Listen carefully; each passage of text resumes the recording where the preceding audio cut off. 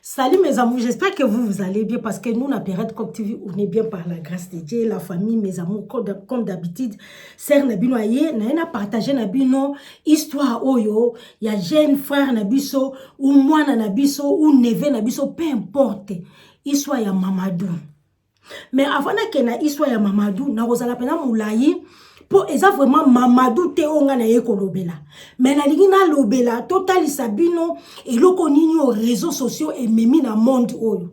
Ta onyo so tozo loba. Est-ce que nga mutu na lobi?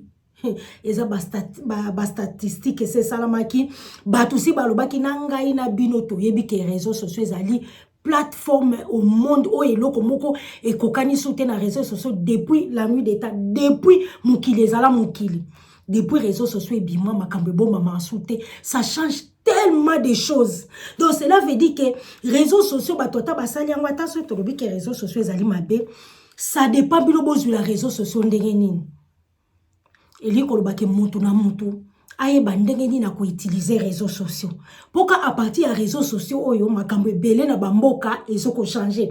À partir des réseaux sociaux oyo ba vérité belé oyo banda kozala kezo bomba ma e bomba masouté et bimaka. Lelo toza dimanche awa le 12. Émission onga nazo sala dimanche le 12 awa toza déjà 20h. Kala tenga nazo ke no musala na ko poster bino ngo lobby lundi. Mais dimanche le 12 awa kande nazo lo papa ya babone na biso obalanda biso na Pirate Coq TV batali déjà émission na tie ya ve na biso molili Vierambo chez Kofi Olomide. Bota ba via ba bêtise. Botala ba vie oyo poche zaka ke tonda na ebite soka tira mitua ba bébé na kati ya ba poche na ye papa na fingi yote vie na biso oncle na fingi yote metozo ba o ezali réalité.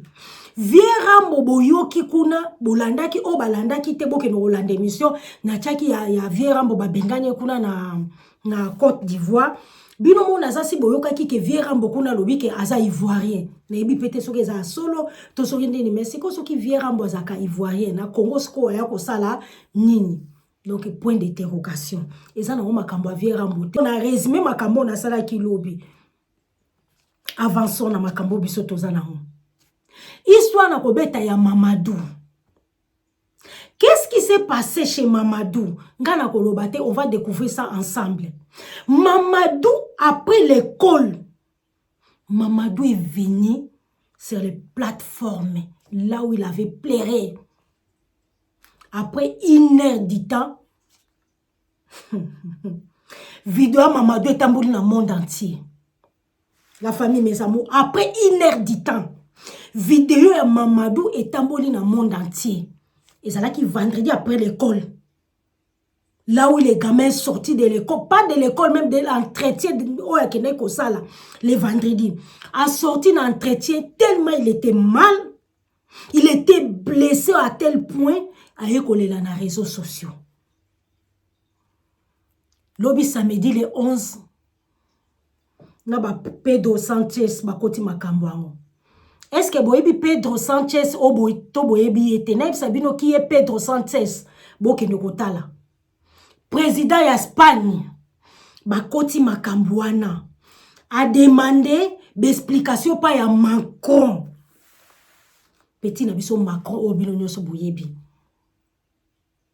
Donc Pedro Sanchez a demandé d'explication pa ya Macron. Est-ce que boyoki makamna lobito bozo kate la famille? Président a demandé d'explication par le président Moussoussou na sujet noir sénégalais. O ba mindele baza ba raciste, o ba mindele ba lingaka biso te, o nini botika biso batovana na batovana bango ba bien. Na lobby botika biso batovana na batovana bango baza bien. Botala ndenge réseaux sociaux zo bouger makambo. Siko li solo onga na eko beta o ya mwana mobali oyo. Ya jeune garçon ya biso oyo. Boke no botala on a ba plateforme na ba ya ba congolais. Boke ne botala na ba réseau na biso ba congolais so boyo ka mutako betango. Rien silence radio. Na ko changer moi système te mais na ko zala chaque une fois par semaine na ko ya ko zwa kaka makambo ba plateforme ya bande ko na biso ba congolais o ba betaka ba masolo wana tokozwaka ba parole na bango ça langage que et o bango bazoloba biso tokoyaka ko décortiquer kaka ata une fois par semaine totala pensa est-ce que ba congolais pensa baza pena na nini toza batu to toza ba nyama na kacha jungle mais ça c'est une dinguerie. Makambo ya bien o ezali ke changer mboka makambo ya bien o ezali ke zo changer mukili batu ba congolais balobela kango te ba congolais balobela kango te na plateforme ba congolais na ba nina ba congolais okoke nokuta kana ba panela ba congolais ba kofinga ba bêtise sans plus tarder total nanu to bandananu ya réaction ya Pedro Sanchez, président de l'Espagne, Alobaki dimanche, pardon, samedi, aujourd'hui on est dimanche le 12. Alobaki yango samedi le 11. Tangu Mamadou ayaki kolela na panel vendredi. To bandana na Pedro Sanchez, bon si mato okende na Mamadou Yemoko, et loko ni Mamadou ayaki koloba. To landa bon tozonga. Inattendu, Pedro Sanchez choque la France et toute l'Europe maintenant à propos de l'affaire de Mamad, le jeune étudiant qui a été refusé pour faire son stage en France alors qu'il a rempli toutes les conditions possibles. Mais est-ce que Pedro Sanchez va-t-il soutenir la France? Gardez l'attention pour écouter sa voix. Pedro Sanchez s'adresse directement au peuple. Comment un jeune plein d'espoir, un étudiant courageux, respectueux des règles, peut-il être rejeté ainsi? Comment un pays comme la France, symbole de liberté et d'égalité, peut-il fermer ses portes à Mamad? Ce n'est pas juste, ce n'est pas humain. La jeunesse mérite mieux que le mépris. Il ajoute d'une voix tremblante mais puissante, « Mamad, ton rêve ne s'éteindra pas. L'Espagne te voit, le monde t'entend. Et moi, je dis non à cette injustice. La valeur d'un homme ne dépend pas d'un papier, mais de son courage, de son travail, de sa dignité. » Pedro Sanchez frappe fort. « France, où est passée ton humanité? Où est ton cœur? Comment peux-tu priver un étudiant d'un simple stage après tant d'efforts? L'Europe doit regarder cette réalité en face. L'avenir appartient à ceux qu'on rejette aujourd'hui. Et vous, peuple d'Europe, qu'en pensez-vous? Est-ce normal? Est-ce digne d'un pays des droits de l'homme? Soutenez Mamad dans les commentaires. Partagez pour que sa voix soit entendue, pour que la justice triomphe, pour que plus jamais un étudiant ne vive une telle humiliation. Je me suis fait recaler d'un stage parce que je ne suis pas français. Je vais faire cette vidéo en essayant de ne pas pleurer parce que ça fait plus de 2 heures que je suis en train de le faire. J'ai quand même mal à la tête, il faut que j'arrête au bout d'un moment. Mais c'est triste en vrai parce que j'avais tout pour avoir ce poste. Et carrément quand je suis venu, le gars il m'a dit la même chose. Tous les CV qu'on a reçus, les tiens faisaient partie des meilleurs. Ils m'ont contacté et le permis il était même nécessaire. Du coup je me suis dit je vais le passer vite fait. Je l'ai payé en accéléré pour pouvoir l'avoir avant le début du stage. Ils ont même pas pris la peine de me recevoir à l'intérieur. En gros, aller faire les contrôles, je les ai fait. Et le gars il me dit il nous faut ta pièce d'identité. J'ai mon titre de séjour, il est valide. Il y a rien qui manque, le titre il est valide, il n'a pas expiré. Je lui donne, il me dit, bah non, vous n'êtes pas français monsieur, du coup on ne vous prend pas. C'est un peu une douille, je sais pas, j'arrive pas à trouver les mots parce que je trouve ça assez bizarre. Le gouvernement français en gros, ils se sont mis d'accord avec celui de nos pays. Pour moi personnellement le Sénégal, ils nous ont dit, bah pour les nouveaux étudiants, s'ils sont là pour étudier, bah on leur donnera les meilleures conditions. Et maintenant qu'on est là, il y a ces trucs là qui ressortent. Excusez-moi, j'arrive même plus à... Je trouve le truc un peu dommage parce que moi, par exemple, je donne tout pour les études, pour préparer mon avenir et tout. Et je me dis qu'en gros, je dois faire ce qu'il faut pour avoir tout ce que je veux en gros. Et quand je le fais, ce n'est pas suffisant parce qu'il y a cette carte-là qui bloque tout entre guillemets. Donc voilà, c'est dommage quoi. La dernière fois, quand j'avais dit ici que ceux qui sont nés ici, vous avez beaucoup plus de priorité, vous avez vraiment un avantage. Vous m'êtes tombé dessus. Beaucoup d'entre vous m'ont critiqué. Ma carte de séjour, juste parce que je suis pas français, je mérite pas des postes, voilà quoi. Alors que de base, moi je suis là, c'était juste pour un stage, c'est pas pour un emploi ou autre. Je suis là pour apprendre, pour vous apporter mon aide et voilà. On m'a déjà refusé sur certains postes, mais pas le jour de l'entretien. Parce que j'étais déjà là, j'étais apprêté, je me suis réveillé tôt. Hier, j'ai dormi à 3 h du matin pour préparer cet entretien. Je suis venu. Il reçoit ma pièce d'identité, il m'enregistre et tout, il me donne le badge et le gars il me dit non là tu rentres pas parce que ça sert à rien. On ne va tout de même pas te prendre. Il y avait des gens autour en plus, il y avait la sécurité et d'autres personnes qui étaient là pour faire leur truc. Et en ce moment-là, moi j'aurais préféré peut-être qu'ils me prennent à l'intérieur et qu'ils m'expliquent tranquillement qu'ils ne prennent pas des étrangers ou autres. Mais non, il l'a fait devant tout le monde et c'est pas grave. J'ai dit que c'était pas grave, mais au fond, j'ai la haine. Et j'ai tourné en rond pendant plus d'1 heure avant de reprendre les transports pour rentrer chez moi. Mais bon, c'est pas grave. Et franchement, je préfère aussi en appeler à la responsabilité de nos pays à nous, parce que si on est là aujourd'hui, c'est grâce aux accords que vous avez faits avec les pays occidentaux, la France, peu importe. Puisqu'en soi, on est venu pour étudier, c'était ça les deals. Donc, donnez-nous les meilleures conditions pour étudier.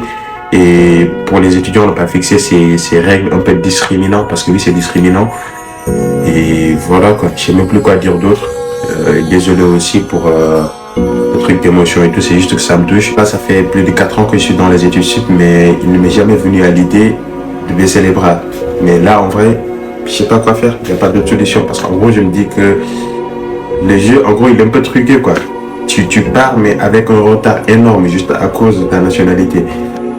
C'est dommage, en vrai, mais bon. En faire avec, on n'y peut rien, et je vais rien changer dedans. J'ai juste pas d'autre solution, et vu que je suis tout seul, et donc je préfère vous le dire à vous. Mais voilà, quoi. Du coup, comme d'habitude, prenez soin de vous. Et carrément, je suis tellement dégoûté que j'ai cours, mais j'ai même pas envie d'y aller parce que je vais penser à ça à longueur de journée et je peux même pleurer en classe. Et franchement, c'est pas la peine, quoi. Du coup, voilà. En tout cas, merci de m'avoir écouté et comme d'habitude, prenez soin de vous. La famille, mes amours, nasa si biso nyonso tomoni toyoki. Et ça triste. Peut-être boya loba Pierretti, Yesu swalinga bandolo bani. Moi je pense que no bandana ko condamner bino bato bolanda ka biso. Ah mais oui. Non bandana ko condamner bino bato bolanda ka biso parce que moi Pierrette, je me vois pas ya ko kende na plateforme ya Karine Mukonzi. Vous excusez nga Karine Mukonzi ma sœur. Hein? Je n'ai pas de problème avec Karine Mukonzi. Je me vois pas moi na ke na plateforme ya Karine Mukonzi na vanda même 10 minutes. Na koyoka nini o Karine Mukonzi akoloba. Je me vois pas na kende na plateforme ya Chantal Bola na vanda 10 minutes 15 minutes. Na koyoka o nini Chantal Bola koloba. Moi moke mama Congo. Parce qu'il faut qu'on se dise les choses. Moi moke mama Congo ya ka de information o yoki pe oke o vérifier moni pe ke ya solo o yepe o saleli yango ba analyse. Oyo ba era oyoyo. Je dois aller na plateforme ou bien pas ya era ko sala nini. Pourtant ça le ba mais tant ba congolais bazana ba ko kata moi moke ba memi era ko ya ko ba ke alingi na foule mais era nani oyo comment dirais-je Karine Mukonzi ba Karine Pandora ba Chantal Bola boko ko fula batu na nini. Différence c'est ça que bobanda réseaux sociaux ça fait plus de 10 ans plus de 15 ans bozana réseaux sociaux. Biso ba Pierrette toye ça fait un an et demi ou bien 2 ans tozana réseaux sociaux. Donc longtemps totika na réseaux sociaux toye bana apeka net bino boye bana. Est-ce que c'est quand toye bana na position moko mais non et qu'on ça ka jamais pareil parce que on fait pas les choses ndenge moko quoi. Peut-être yangwana pena na kokoloba. On ne fait pas des choses pareilles. Nous, on est là dans la sensibilisation, dans l'éveil patriotique. Nous, on vient éveiller les gens. Mais vous, vous faites quoi? Bozana na kofinga, mitakala ya batu, bino moko kende na bozo ka be mitakala ya batu. Soki mitakala batu ezate bo créer bino moko, neti ba manula kitoko. Soki mitakala ezate bo créer, bo sali nini, boye bolakisi ba mitakala. Et puis bateau yo bino bolanda bastar na bino pareil idem. Au moins na rolongo la fali azana yo wana leader bino bolanda kai kanete ya bambwa wu. Est-ce que na lobi kenga na tala fali te ngape na tala fali na yo ka fali. Ça c'est clair. Mais tala to koya ko beta concert a fali ya po na zozo atante makambo ezali ebele na koya na makambo concert a fali. La famille. Mboka na bino ezo kende. Balobi réseaux sociaux eza yango ne pene ezo sala ke ezo la musa éveil ezo kimisa na ba président mais mboka na bino ezo kende personne en parle boza na bino ka wana ko finga na ka mitaka la batu pe ba tondi mais batu bazo tonda bazo tala bino oyo baza na ba TV na bango ba vandi pa zo zo ata ana kende asiko fona tala no Karine Mukonzi vandi pe inédita des édita boza d'accord nanga te bien si bo finga ngai là ça va commencer les insultes. Mais moi, je m'en fous. Bon, ce qu'on a le bani. Parce que moi, Perrette, na koko leksa 10 minutes, na ngate, na kende, na vanda po na tala Karine Mokonzi. Bien, la famille. Ngai Perrette. Na za même atapa na 5 minutes. On a koko pesa, po na Karine Mokonzi na tala ye. Ba era, ba na mibali. Na koyane mission. Mais bazol ba ke baza ba leader d'opinion. Ba français keye zongi, ba anglais keye zongi. Même à toke les États-Unis, pareil. Même auto à toke wapi pareil. Mais ce qu'on botala nanu, oh yo ya moano Mamadou. Bokende kuna bomona ba Afrique de l'Est, ba Camerounais, ba Sénégalais, ba Ivoirien, ndenge ba telemeri makambo mona mbali o Mamadou. Est-ce que bomonito bomonité? Si ko ba président africain ba lobini na likambwana. Place wana nde même ba président africain ba kokaki ko ya ba betimbela ba telemeli ba lobike bokoko sakana te bomoni mwana il a donné tellement tina dernier souffle na ye a pesi et ça facilité a wuti africain azolobake bano ba botami na poto abo na chance bobotami bozana ba mikanda na bino botala ngai a wuti Afrika wuti Sénégal aye kotanga na Europe bo accorder makamnyo so aye bo pesi ba visa ba nini so aye kotanga mais bota makambazo sala ye botala makambazo sala c'était pas la première fois yaka a dénoncé ka lobaki batu ba fingi comme lui-même il est en train d'expliquer là il a bien expliqué son parcours ba fingi donc les vendredis là c'était de trop. Bino moko boyoki ponga na baksa soute tellement il était bien sapé à bongami na makamyo so kwa kende mais ake okuta na suna barrière kutu babenga kutu béton kutu kosa donc miro ya o batonga ka ya Berlin kutu kosa aye kolela na plateforme bomoni makamyo ndenge changer un président s'il vous plaît un président espagnol a telemi na place na ye ki président a longwe na kiti ki président a ye a lati bo moto a lati veste étant que président ma koti étant que être humain a ye kolobela makambo ya un simple sénégalais et vous les présidents africains vous êtes où les Modja vous êtes où bino bozaka wana pona ko yiba bambongo ko kanisa na ba mali bozo ba kutu te so bo memaka bambongo ndenge nini. Est-ce qu'il y a makamba ko lokate wana? Eza makamba ko lokate wana. Siko oyo santo nini soki Sanchez aye ko lobela pona sujet espagnol mais non, eza sujet africain. Est-ce que vous comprenez que makambo biso tolobaka ba président wana balandaka biso poso ka landaka biso te etant que président alingaka zwango wapi? Soka landaka bisote est-ce que angaki akoya ko sa nini ko sa l'intervention a telemi a sengi Macron a pesa ebe explication est-ce que to monite betala biso Congo mboke zo kende biso tozo yawa tozo ko éveiller bato wa mais personne nous regarde 20 personnes, 10 personnes, 30 personnes. Mais ceux qui kaka Pierrette alobi kaka longo la bilamba wati kala mutaka la la sa mabela lobi panel ko tonda. Basa vino ndeni tala kaka wa Pierrette longo le lamba. Ala kisaka mabele lobi na osaba milliers de vies. Yaya bozela ngoti yezo ya. Mais bo tala ka biso tozali awa. Attends, en 2025, nana, boko landa. Bolinga, te boko landa. Tant pour comprendre vraiment que non, c'est nous les bêtes. Pourquoi? Parce que biso ba tout regarde ba zoba wana na ba bêtise na bango ba yaka nango photo changer façon c'est quoi ya ko ça les réseaux sociaux. Est-ce que na yoko finga batu? Na yoko finga batu te, na yaka ko lakisa oyeleki awa. Tozolo batango nyoso ke réseaux sociaux oyo soki tolobi to bouger même ata makambo eza na Congo wana to ko bouger ngo na réseaux sociaux yango wana histoire Mamadou pesa bino leçon la famille na lobi histoire ya Mamadou était ya biso un président espagnol a telemi aye a koti a dénoncer to monite moi j'ai dit à bon attendeur sali. J'espère que vous partagez massivement. Vous crochez pas Iwana. Vous s'abonner.